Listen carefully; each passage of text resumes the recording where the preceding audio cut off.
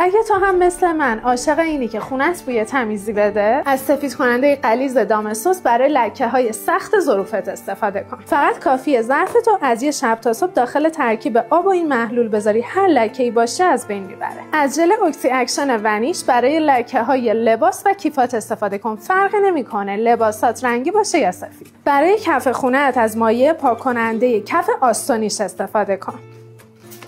اگه میخوای مثل من کف خونت برق بزنه و بوی لوندر کل خونت رو بگیره.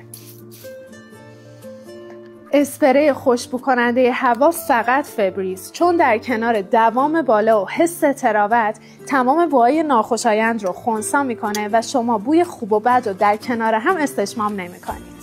برای رسوب زدایی شیرالات و ستون هم از پاک کننده رسوب سیف استفاده کن. بعد از امتحان کلی مایع لباسشویی فهمیدم که مایع لباسشویی کامفورت قدرت لکه بریش و حفاظت از لباسش خیلی عالیه. از چند تا از دانه های خوشبو کننده لنور هم داخل ماشین لباسشوییت استفاده کن و تا 2 هفته از عطر خوب لباسات لذت ببر. میتونی چند تا از دانه های لنور رو هم داخل صافی چای و دمنوش بریزی و بین پتوهات قرار بده تا همیشه بوی خوب بده. دانه های لنور چند تا کاربرد دیگه هم داره که داخل کپشن برات نوشتم.